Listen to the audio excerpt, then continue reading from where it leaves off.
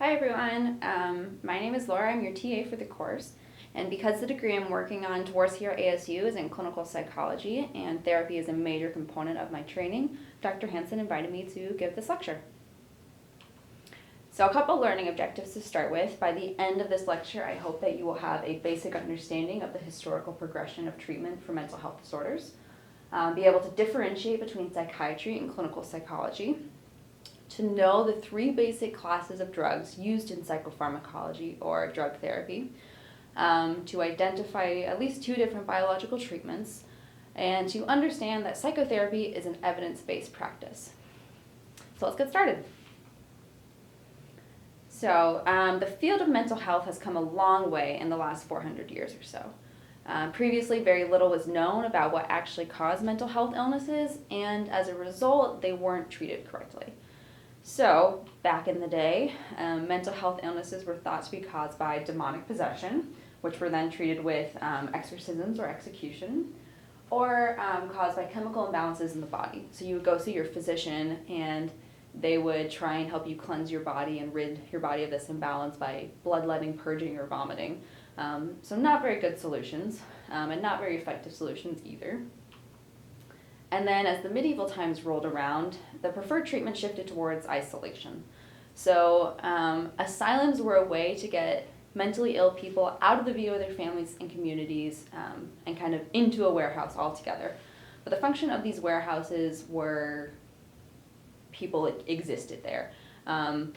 It's no surprise that there were problems with overcrowding and poor sanitation, and these spurred movements to improve quality of care later. So here's a picture of a painted scene from inside of Bedlam. And Bedlam was the first asylum. It's short for St. Mary's of Bethlehem, which is in London, and opened in 1547. So hopefully you can see this picture well enough here. If not, it's easy to find on Google. You can kind of see that this picture in general is doom and gloom. Very inhumane conditions, some chaining, whipping, people left lying in their own waste. Not very nice. So luckily, we've moved away from that. And in the 18th century, there were humanitarian reform movements to kind of improve these conditions and get people treated instead of existing in a warehouse. So people were transitioned out of the asylums and into mental hospitals where, as I said, the focus is on treatment. So this is a drastic model change. It went from imprisoning the mentally ill to let's see if we can rehabilitate them and get them back out into society to be with their families. Even today, people with serious mental illness still account for a disproportionate number of suicides, homelessness, violence, and incarceration. So there's a big emphasis placed on follow-up care and facilitating the transition back into the home communities. You don't want to provide treatment for someone and give them all these resources and then throw them out on their own with nothing, because then they're likely to end up either incarcerated or on the streets. And that's not our goal. So when people think of therapy, they normally think of two degrees, either clinical psychology or psychiatry. So I'm going to differentiate these two for you because I think a lot of people don't know the difference between them. Psychiatrists obtain a medical degree. So they go to med school. Most of their training and coursework focuses on drug regimens and dosages, so how to make the right cocktail of drugs to best suit a specific client. They are also still trained in psychotherapy, though. And then clinical psychologists receive a doctoral degree.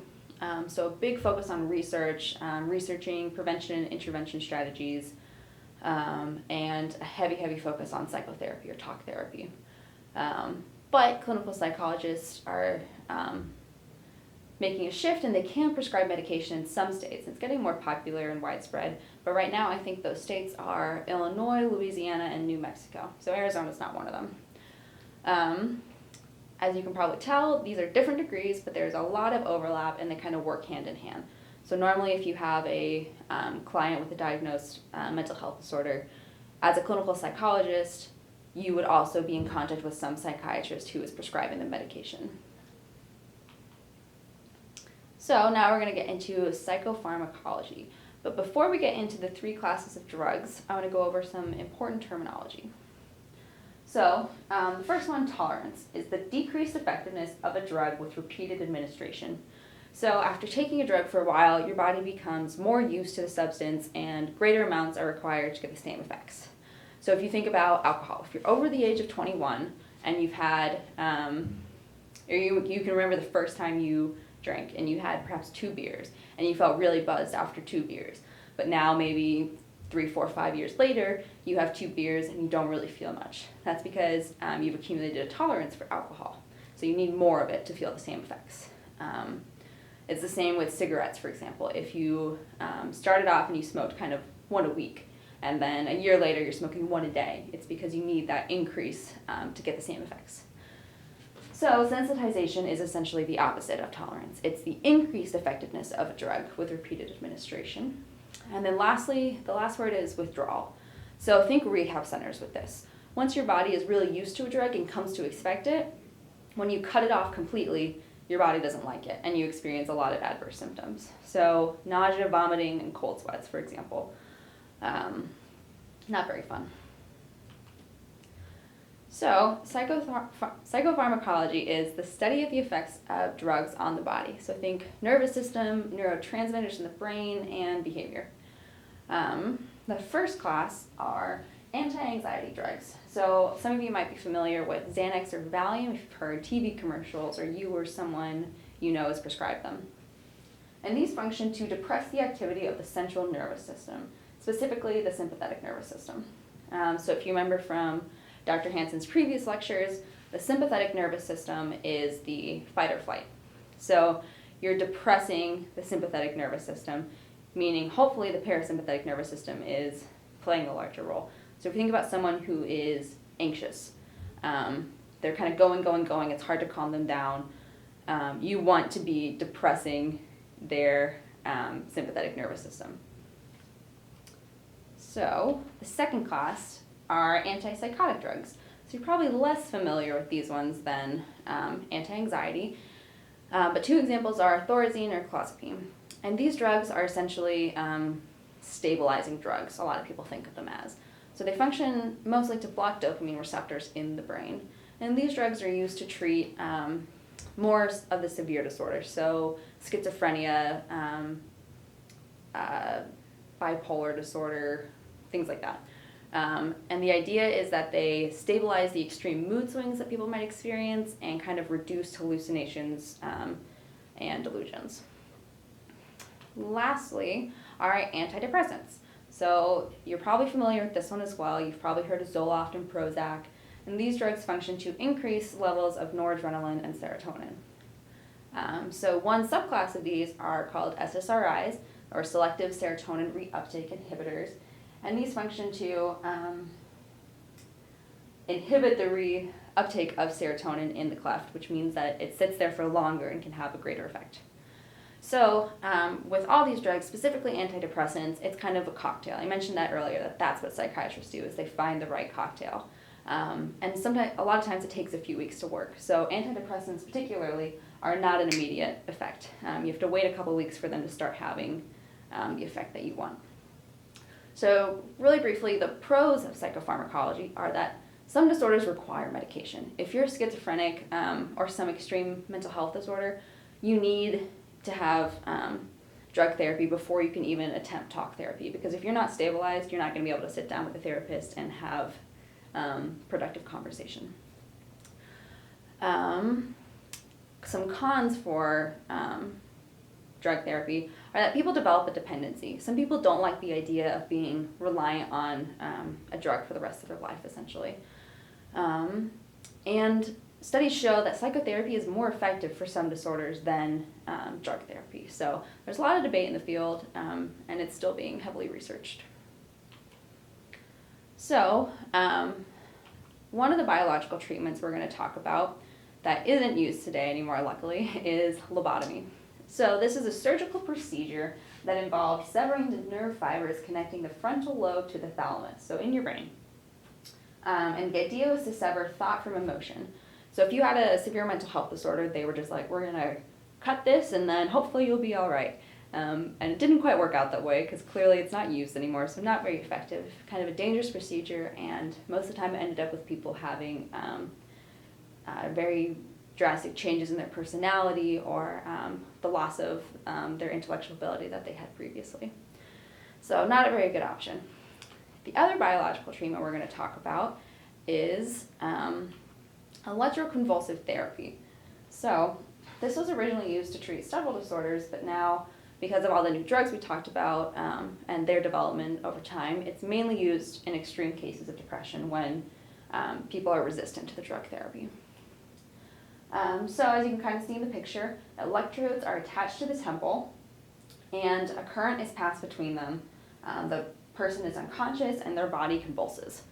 So kind of scary, and in this picture it looks particularly scary because it's an older picture, but here's a picture of what it might look more like today. So less scary, but still only used in extreme cases. Lastly, I'm going to give you a brief overview of psychotherapy. So you've all heard the name Sigmund Freud, the father of psychoanalysis, several times so far in this course.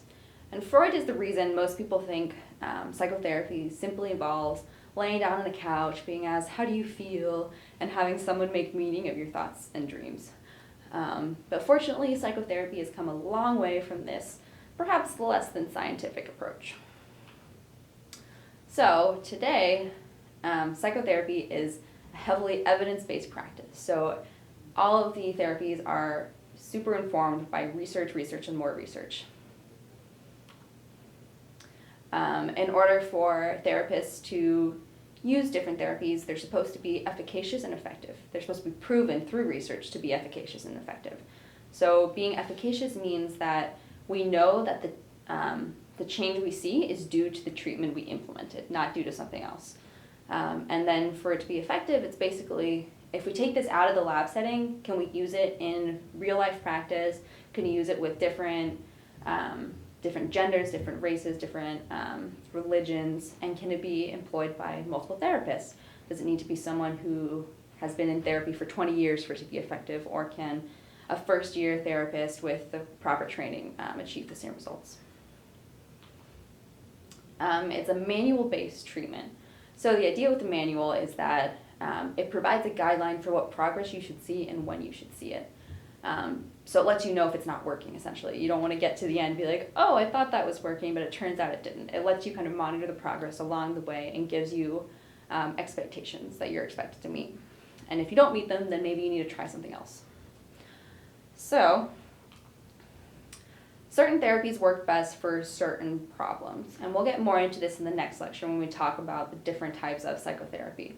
But basically with psychotherapy, we can track progress quantitatively using different assessment measures and qualitatively through homework assignments you might assign the client to do before your next session, for example. So the idea is that you track the change over time.